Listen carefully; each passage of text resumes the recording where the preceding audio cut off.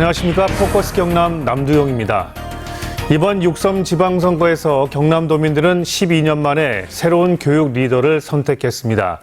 이 초접전 승부 끝에 제19대 경상남도 교육감으로 권순기 전 경상국립대학교 총장이 당선됐는데요.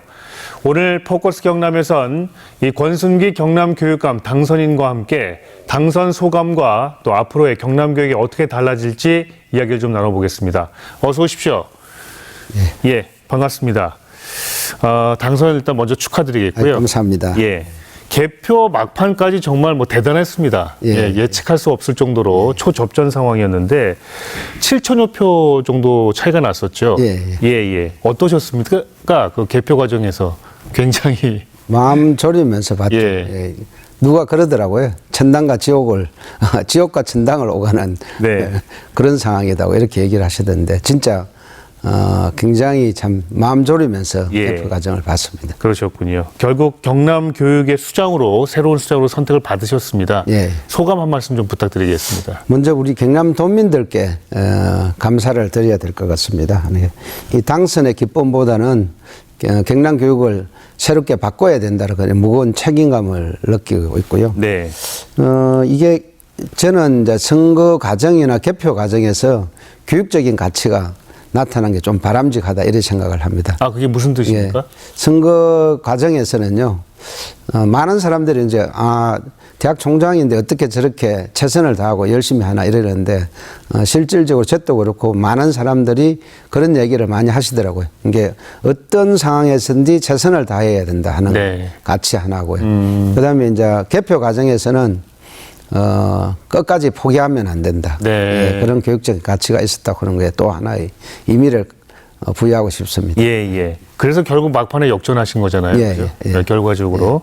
그리고 이게 어떤 사안에서 간절함이나 이런 게 절박함이 있으면요.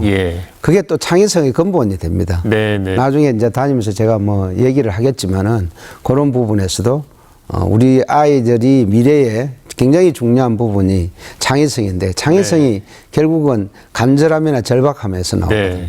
그리고 끝까지 포기하지 않는 것. 알겠습니다. 그동안 그 보수 진영 단일화가 번번이 이제 실패했었는데 이번 선거에서는 그걸 성사했습니다.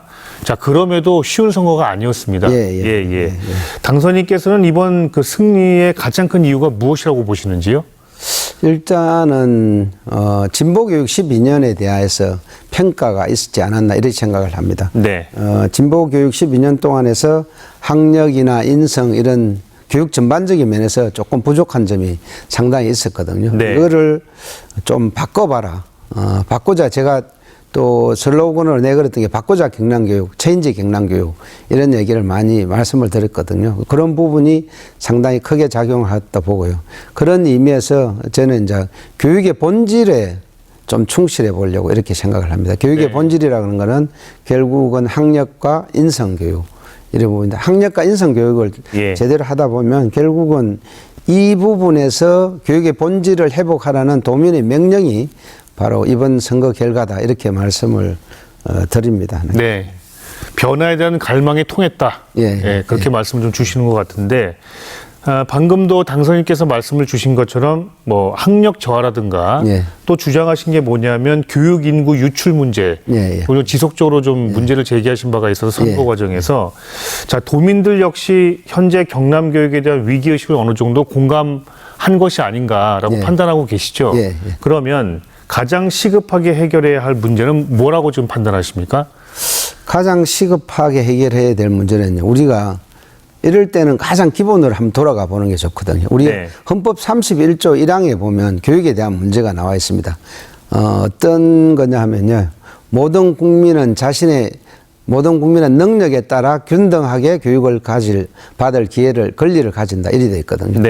능력에 따라 균등하게 교육을 받을 권리라는 것은 결국은 잘하는 학생들은 잘하는 학생들대로 그 다음에 평범한 학생들은 평범한 학생들대로 그 다음에 평범하지 않은 학생들은 평범하지 않은 학생들도 각자의 위치에서 더 성장하게 만들어주는 게 우리나라 헌법에 나와 있는 교육 가치거든요. 그래서 그런 부분에서 이게 경남 교육이 조금은 부족하지 않았나 이런 생각을 합니다. 그러니까 초등학교, 중학교, 고등학교에서 매년 한 3,000명 정도의 학생들이 경남을 떠나는 현상들이 일어났거든요. 이런 부분에서 네. 앞으로는 모든 학생들이 자신의 능력에 따라서 이런 교육을 받을 권리를 가진 능력을 여기에 충실하겠다 이런 말씀을 드립니다. 한 인터뷰를 보니까 당선인께서 가장 먼저 추진할 정책으로 어떤 말씀을 주셨냐면 아침 간편식 무상 제공 말씀 주셨습니다. 이거 아이들에게 아침을 먹이겠다는 말씀이시잖아요. 예, 맞습니다. 초중고 다 해당되는 얘기입니까? 예. 그건 단번에는 안 되겠지만은 예산 문제도 있고 준비도 좀 해야 되고 그러니까 단계적으로 하겠지만은 목표는 단계적이라는 말씀은 시범 사업을 시범 사업을 거쳐가지고 장단점을 분석한 다음에 또 이런 부분에서 좋은 점들을 찾아내고 또 단점들을 개선한 다음에 점차적으로 확대해 나가는 그런 방식이다 보십니다. 왜 이 정책을 최우선 과제로 생각하셨는지도 궁금해요. 아이들이 아침을 잘 못 먹습니까? 아이들이 특히 아침을 잘 못 먹죠. 왜냐하면 학생들은 이제 아이들은 성장을 해야 되기 때문에 잠이 좀 있습니다. 보통 사람들 잠이 많은데 그러면 아침에 조금 늦게 일어나거든요. 늦게 일어나서 아침을 먹고 바로 학교에 가기가 밥맛이 없습니다. 그건 사실입니다. 그리고 많은 아마 학부모님들이 특히 초등학교 저학년 이 정도 되면 아침 먹이기 전쟁이라고 보시면 될 것 같아요. 근데 또 하나가 우리가 굉장히 생각해야 될 부분이 뭐냐면은 우리가 학습을 할 때요. 뇌를 쓴다, 두뇌를 쓴다 아닙니까? 두뇌를 쓰는데 두뇌가 우리 몸무게의 한 3% 정도밖에 안 됩니다. 그런데 우리가 쓰는 영양분의 20%를 머리가 씁니다. 에너지를 쓴다고 하죠. 산소 20% 쓰는데 그러면 결국은 아침을 안 먹게 가게 되면요. 이게 머리가 학습 효율성이 굉장히 좋아지는 상태가 안 되거든요. 그런 것까지 그러니까 학습권과 건강권까지 시키면서 돌봄 문제까지 해결하는 그런 정책이니까 제가 여기에 좀 집중을 해보겠다 이런 의미로 말씀드린 거다 보시면 될 것 같습니다. 그냥 아침이 아니라 간편식이던데요. 그건 무슨 의미입니까? 그냥 아침을 제대로 한다고 그러면요. 이게 또 급식하는데 인원이 있어야 되고 또 이게 그걸 하는데 또 많은 비용과 또 인원과 이런 계획이니까 이게 하기가 되게 힘들어집니다. 간편식이라고 하는 것도 한 3가지 정도 좀 이렇게 해가지고 뭐 빵인가 우유라든지 아니면 주먹밥이라든지 아니면 뭐 샐러드라든지 이런 종류들을 해가지고 학생들 입맛에 맞게 굉장히 간편하게 먹는 거고 여기서 또 보면 점심 식사까지는 별로 시간이 그렇게 많지는 않습니다. 그러니까 그런 것들을 제공해가지고 학생들이 좀 든든하게 해가지고 이렇게 학습 효율을 높이겠다. 이런 건강 플러스 학습 효율을 높이겠다. 여기에 들어가 있다 보시면 될 것 같습니다. 아이들에게 최소한 아침은 먹여야 되는 거 아니겠는가? 라는 그런 문제의식이시네요. 알겠습니다.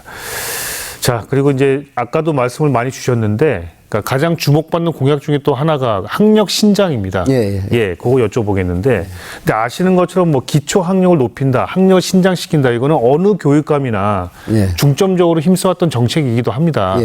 그러면 당선인께서 강조하시는 그 학력 신장이 기존 정책이 있잖아요. 어떤 점과 좀 다릅니까? 어떤 점에서? 학력 신장에 대한 부분을 하려고 그러면요. 우리 교육에서 지금 현재 교육에서 어떻게 학력이 이루어지고 있는지 이걸 봐야 됩니다. 실질적으로 초등학교에 가면 받아쓰기를 안 한다고 해요. 그리고 평가를 거의 안 합니다. 그러니까 이게 문제가 초등학교의 문제가 중학교에 연결되고 중학교의 문제가 고등학교까지 연결되는 이런 식으로 되어 있거든요. 이걸 초등학교 때부터 기본적인 기초 학력들을 제대로 한 다음에 위로 이제 올라가면서 학력을 신장시키는 이런 방법을 써야 된다고 보고 있고요. 이런 걸 위해서는 우리가 기초학력 책임제라고는 말을 쓰는데 저는 기초학력 전담교사제를 두려고 이렇게 생각을 하고 있습니다. 기초학력이 약한 부분 아이들은 우리가 전담교사라든지 그다음 AI를 이용해 갖고 진단을 하고 거기에 맞는 교육을 시킴으로 해서 기초학력이 한 다음에 그다음에 이제 위로 고학년으로 올라가게 되면요. 자기 주도형 학습을 조금 시킬 필요가 있습니다. 그때부터는 수준별 학습에 있어서 AI를 도입하신다는 말씀으로 이해가 되네요. 평가 도구로서. 평가 도구로서도 그렇고 그다음에 AI가 생각보다 잘 활용을 하게 되면 수업 자체를 수준별로 시킬 수 있습니다. 네. 우리가 옛날에 선생님 한 분이 수준별 수업을 시킨다고 이런 것들 한 2명, 3명까지만 가능한데 AI가 있으면 최소한 10명 정도까지도 가능하다. 이런 말씀을 드립니다. 진단도 AI로서 굉장히 이해가 어느 정도 수준에 있는 것도 하지만은 예. 수업 자체를 또 AI가 가지고 하게 되면 수준별 수업을 할 수 있게 됩니다. 예, 예. 그러니까 초등학교 때부터 어릴 때부터 예.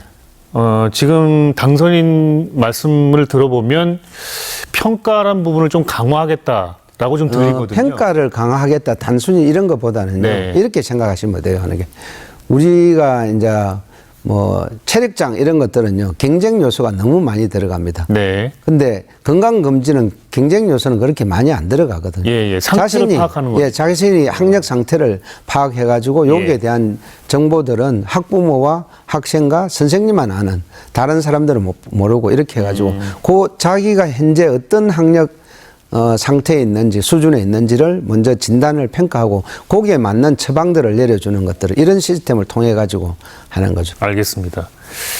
자, 다음 질문들이죠. 특목고와 영재학교 확대, 예. 과학고 육성, 예. 예, 이것도 공약을 하셨습니다. 항상 이런 얘기가 나오면 두 가지 측면이 있죠. 예, 예. 그러니까 지역의 인재 육성에 도움이 된다 이런 평가도 있고 예, 예. 아시다시피 교육의 양극화를 우려하는 목소리도 있습니다. 또 사교육 심화 이것도 또 얘기가 나올 수밖에 없죠. 어떻게 생각하십니까? 이런 부분을 한번 생각해 보셨으면 좋겠어요. 아까도 계속 얘기했지만 헌법 31조 1항에 모든 국민은 자신의 능력에 따라 균등하게 교육을 받을 권리를 가진다는 부분이에요. 네. 이게 경남에서 경제 규모가 전국 3위고요. 근데 인구 규모도 전국 3위입니다. 근데 영재고나 국제고가 하나도 없어요. 네. 전국 8개씩 있거든요. 영재고도 8개, 국제고도 8개 있는데 하나도 없습니다. 그러면 경남에서 영재 교육을 받을 아이들은 경남을 떠나든지 아니면 그냥 포기를 해야 되는 이런 상황이 있거든요. 아까 말씀하신 교육인구 유출 문제, 그걸 말씀하시는 거군요. 예. 그리고 또 하나 국제고 같은 걸 한번 보시면요. 예. 창원이 이제 경남의 국제화가 굉장히 많이 진행될 겁니다. 왜냐하면은 잘 아시다시피 우리가 방위산업이라든지 우주항공이라든지 원전과 에너지 이런 것들은 국제화를 통해 가지고 더 성장할 수 있는 산업들이거든요. 그러면 그런 것들을 할 때 외국 사람들도 창원을 많이 방문하고 경남을 많이 방문할 거예요. 근데 그 사람들이 장기간 분명히 오게 되면 아이들을 그 아이들을 교육시킬 수 있는 장치가 없다고 그러면 그런 국제화에 대해서 굉장히 안 좋은 여건이 돼버리거든요. 창원이 경상남도가 국제화를 지향한다고 그러면 반드시 국제고도 있어야 된다. 이렇게 말씀드릴 수 있습니다. 네, 네. 능력에 따라 교육을 받을 권리를 강조하시는 부분이고. 그리고 특목고 같은 것들도요. 경남의 특목고 비율하고 그다음에 전국의 평균 특목고 비율하고는 경남이 상당히 낮습니다. 양극화 우려를 아까 제가 잠시 말씀을 좀 드렸는데 그런 부분은 어떻게 생각하십니까? 제가 아까도 말씀을 드렸지만은 양극화라고 이렇게 했을 때는 그럼 밑에 애들은 우리가 포기한다 이런 개념은 전혀 아닙니다. 저는 학력의 신장의 중점을 어디에 두고 있냐? 일반고에 두고 있습니다. 네. 우리가 아무리 위에 아들이 잘 할 수 있는 시스템을 만들어줘도 일반고 학생들이 성장하지 않으면 전체 학력은 올라가기가 힘듭니다. 네, 네. 일반계 학생들에 대한 부분들은 우리가 과목별 중점 학교라든지 그다음에 경남형 IB라고 하는 이런 학교들을 통해 가지고 일반고 아이들이 학생들이 굉장히 좋은 교육을 받을 수 있는 시스템을 만들려고 합니다. 네. 이런 것들은 어떤 내용들이냐 하면요. 굉장히 좋은 시스템들이 있으면 그중에서 모든 걸 다 하려고 그러면 한 학교에서 지금 현재 경남의 이런 구조상 굉장히 힘듭니다. 그런데 그 중에서 잘하는 부분들을 벤치마킹 해가지고 우리 학교에서 이런 거 한번 해보겠다 하면 거기에 맞는 지원을 하고 거기에 대해서 자율적으로 운영을 하게 만들고 그 결과에 대한 책임까지도 지게 만든다고 그러면 일반고의 수준이 굉장히 빠른 시간 안에 올라갈 거라고 이렇게 보고 있습니다. 그리고는 제가 경영학과의 교수님들이나 또 다른 교육학자들한테 하니까 굉장히 좋은 방법이다고는 자문까지 받은 사안입니다. 네네. 알겠습니다. 그 박중훈 교육감의 그 대표 정책이었던 미래교육지구 잘 알고 계시죠? 그 마을 교육 공동체 사업도 그렇고요. 당선인께서는 이거를 없애신 건 아니죠? 예, 취임하시면? 예, 예, 그러면 어떤 부분은 계승하시고 또 어떤 부분은 바꾸실 계획이신지 이것도 궁금합니다. 예. 우리가 경남형 지역사회학교 프로젝트라고 이름을 바꿀 겁니다. 근데 실질적으로는 마을 공동체 교육이랑 같은 개념이다 보시면 네. 돼요. 이제 이게 워낙 이제 지금 도의회에서 이제 그 예산이 전부 삭감되고 이렇게 해가지고 그렇습니다. 부정적인 의미가 있기 때문에 이름을 조금 바꿨는데 내용은 폐지가 됐으니까. 내용은 같다고 보시면 되고요. 네. 기본적으로 여기에서 어떤 문제점들이 있냐면은 조금은 정치와 이데올로기가 너무 개입이 많이 됐다 하는 게 있었고요. 네. 또 다른 하나는 강사의 질 문제가 굉장히 얘기가 됐습니다. 네. 그러면 그 두 가지를 개선하는 측면에서 우리가 시도를 하고 이것도 시범 학교를 거쳐가지고 이거는 우리가 해본 경험이 있기 때문에 그 두 가지가 해소가 된다고 그러면 제가 보기에는 굉장히 빠른 속도로 확산을 시킬 수 있을 거다. 네. 이렇게 생각을 합니다. 근데 전체적인 거는 굉장히 좋은 내용입니다. 네. 예, 이 프로젝트 자체가 예.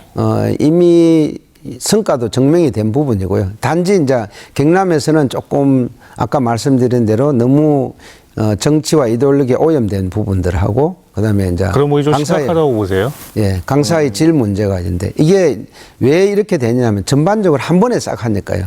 네. 한 번에 하니까 이런 잘 하고 있는데 부분들이 있는데 또 이게 이렇게 된 부분들이 확 드러나게 돼 버리니까 네. 잘 하고도 있는데 이런 부분들은 막 굉장히 피해를 보는 셈이죠. 네, 네. 그런 부분에서 그러니까 전체가 매도될 수는 없는 거 아니겠습니까, 사실. 그래서 제가 말씀드린 대로 요거부터 시범 사업을 통해 가지고 특히 이게 필요한 시골에 있는 학교들부터 시작을 해가지고 지역 사회와 연계된 부분들을 우리가 교육을 시켜버리고 학교 격차를 없애겠다. 이렇게 보시면 될 것 같습니다. 자, 그리고 또 다른 대표 정책인 아이톡톡에 대해서도 질문을 좀 드리겠습니다. 이거 재검토를 하시겠다는 입장을 좀 밝혀오신 바가 있어서 그러니까 AI 시대 아까도 강조하셨듯이 디지털 교육은 더욱더 중요해질 수밖에 없습니다.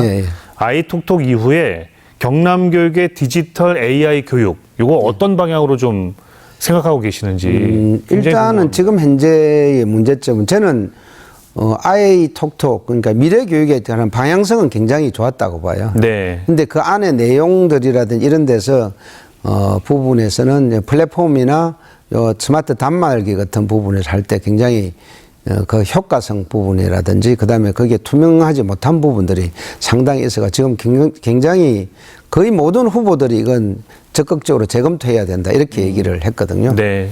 이걸 한번 보시면 될 것 같습니다. 우리가 지금 여기 아이톡톡 이렇게 얘기를 할 때 AI가 지금 우리가 사용하는 AI는 아니에요. 네. 지금 우리가 사용 보통 고등학교생의 한 75에서 80% 이상 이 정도가 사용하고 있는 AI는 우리가 보통 얘기하는 생성형 AI입니다. 네. 학생들이 뭔가 알고 싶은 게 있을 때 바로 거기다 입력을 하면 바로 답을 내주는 생성형 AI를 이렇게 되는데 지금 현재의 AI는 기존에 있는 데이터들에서 이런 데이터가 맞다, 중요하다 이걸 선택을 해주는 알고리즘에 불과하다 이렇게 보시면 돼. 우리가 생성형 AI가 아니다는 거죠.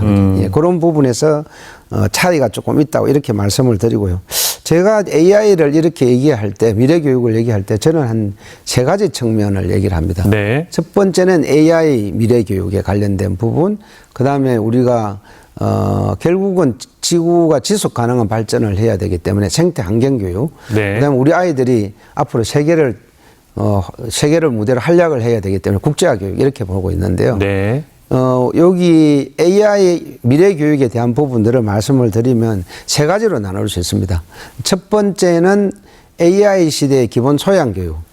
두 번째는 AI 보조 교재. 옛날에 AI 디지털 교과서 했던 부분. 그 같은 말입니다. 지금은 보조 교재로 명칭이 바뀌었거든요. 그 부분하고 그다음에 이제 AI 활용 교육이 굉장히 중요합니다. 근데 기본적으로 AI 활용 교육이 앞으로는 엄청나게 중요한 부분이 될 거라고 보죠. AI 활용을 잘하는 아이하고 그렇지 않은 아이는 제가 보기에는 배우는 속도가 다르다.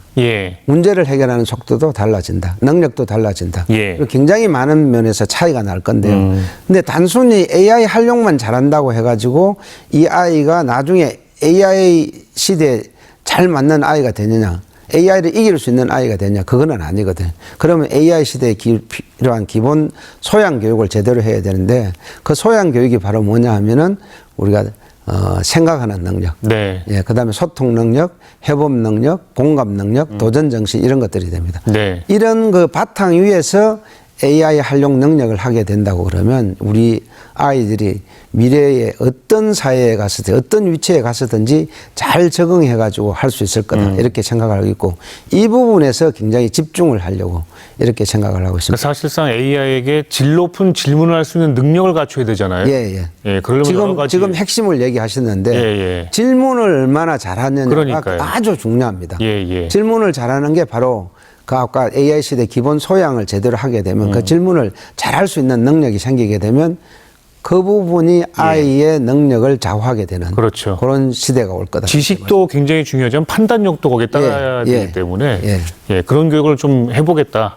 일선 현장에서. 그런 거를 그냥 해보겠다가 아니고요. 우리나라가 AI 제조에서는 세계 1등 하기에는 지금은 조금 힘듭니다. 그렇지만은 우리가 인터넷이 세계 최고 강국이라고 얘기하듯이 AI 활용 교육에서는 경남이 중심이 돼가지고 우리나라를 넘어 세계 최고의 AI 활용 교육의 중심지로 한번 해보겠다. 그런 꿈을 가지고 있습니다. 교권 회복 있잖아요. 당선인께서 생각하실 때 이거 구체적인 방안이 좀 있으십니까? 교권 회복 관련해서. 네. 교권 회복이다 이렇게 했을 때 저는 좀 큰 범위로 생각을 합니다. 첫 번째는 교권이다 했을 때 교사들도 교육을 받아야 됩니다. 네. 자기가 받고 싶어 하는데 못 받는 경우가 많이 생겨요. 또 내가 교육을 하기 위해서 연구회를 만들고 싶은데 그것도 잘 안 됩니다. 그러니까 교사들도 교육받을 수 있고 연구회 할 수 있는 기회들을 많이 만들어주는 게 그게 첫 번째 시작이고 두 번째 교육 활동을 하다가 이제 뭔가 이게 문제가 생겼잖아요.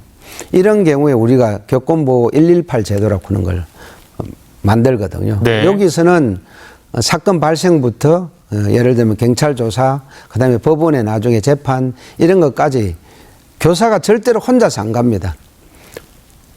오히려 교사가 빠져 있는 케이스가 많고 변호사가 먼저 가서 하고 부득이하게 교사가 가야 된다 그러면 반드시 변호사를 대동을 하고 같이 가게 되는 이런 시스템을 만들 거고 그다음에 나중에 저걸 하고 나서 우리가 정신 이런 문제까지 상담까지 같이 해결해 주는 시스템을 해야 되고요.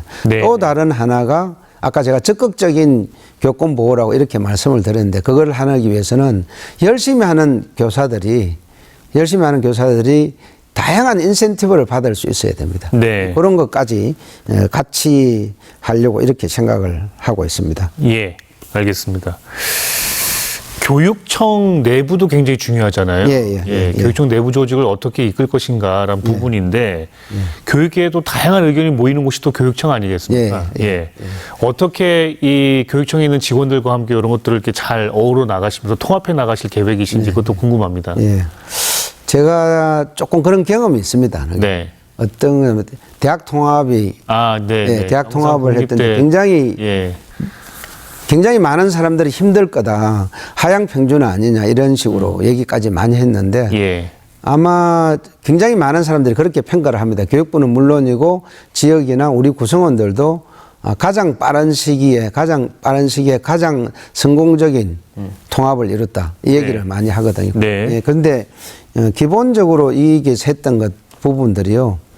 예를 들면 학과 통합이나 이런 걸 할 때 제가 그 학과의 교수님들하고 많이 만났어요. 얘기를 많이 해봤어요. 근데 어떨 때는 힘들지만 어떤 경우에는 굉장히 작은 거에서 문제가 생겨가지고 통합을 안 하려고 하는데 그런 부분들을 싹 해결해 주면 굉장히 쉽게 됩니다. 그러니까 결국은 얘기를 듣고 소통하는 게 굉장히 중요하다. 소통과 경청이 굉장히 중요하다. 이렇게 말씀을 드리고요. 또 다른 하나는 우리가 그런 얘기를 많이 하거든요. 이 총론에는 찬성인데 강론에는 반대다 이렇거든요. 그러니까 총론이 찬성이다 그러면 이게 큰 원칙을 만들어 놔놓고 그 원칙에 대한 부분들을 지속적으로 얘기를 하는 거죠. 근데 교육청에서는 예를 들면 우리가 교육의 비전과 목표를 계속 얘기를 하는 게 그게 큰 원칙이거든요. 하고 그다음에 강론에 대한 부분들은 소통을 하면서 얘기도 들어보고 이게 강론에 대한 반대가 있더라도 큰 원칙을 통해 가지고 그걸 해결할 수 있는 시스템을 만들어주는 게 그런 큰 방향을 만들어주는 게 굉장히 중요하다. 이렇게 말씀을 드릴 수 있습니다. 아마 대부분의 경우에 그걸 공감을 하실 거라고 생각하고요. 그다음에 이제 인사 문제가 굉장히 중요할 건데 저는 교육이 모든 거의 중심이다 이런 생각을 가지고 있습니다. 이게 뭐 진보다 보수다 이 개념보다는 일을 잘하는 사람, 교육을 잘 할 수 있는 사람이 우선적으로 되는 그런 탕평 인사를 생각을 하고 있습니다. 알겠습니다. 자, 이번 선거는 단순한 그 교육감 교체를 넘어서 경남 교육의 방향 전환을 의미한다는 평가 많이 나오고 있습니다. 자, 4년 뒤에 다음 지방선거 있기까지 도민들께서 이것만큼 좀 확실히 달라졌네 라는 얘기를 듣는 게 어찌 보면 그 목표이실 수도 있잖아요. 그렇게 평가받고 싶은 것이 있으실까요? 그걸 마지막으로 좀 여쭙겠습니다. 제가 비전을 몇 가지를 했는데요. 경남의 인재를 키우는 교육, 그다음에 아이 키우기 좋은 경남, 아이 키우기 쉬운 경남, 그다음 교육을 위해서 떠나는 경남이 아니라 찾아오는 경남 이렇게 얘기를 하셨는데 그걸 하기 위한 가장 좋은 방법은 교육 본질로 돌아가는 겁니다. 아까도 말씀드렸지만은 공교육 정상화를 통해 가지고 학력을 신장시키고 인성 교육을 한다고 그러면 학교 안에 상당한 부분들이 다 해결이 됩니다. 예를 들면 인성에 대한 부분은 학폭이 인성 교육이 제대로 된 학폭이 확 줄어들거든요. 그다음에 또 다른 하나는 이 학력 향상을 하기 위해서는요, 교권이 강화되지 않으면 안 됩니다. 결국은 학생들 학습권 강화의 측면에서 교권이 강화될 수밖에 없는데 이 부분을 어떻게 학부모님들한테 또 설득을 시키냐 이런 걸 통해 가지고 제대로 해낼 수 있다고 생각을 합니다. 교육 본질의 부분들을 그거로서 4년간의 평가를 받겠다. 기대하셔도 좋습니다. 그래서 요즘 학교 좋아졌어. 뭐 이런 얘기 있잖아요. 아마 그런 얘기를 가장 듣고 싶어 하시지 않을까. 그런 변화를 좀 기대를 해보겠습니다. 오늘 말씀 잘 들었습니다. 아이고, 고맙습니다. 지금까지 권순기 경남교육감 당선인과 말씀을 나눠봤고요. 자, 포커스는 여기서 인사드리겠습니다. 함께해 주신 여러분 고맙습니다.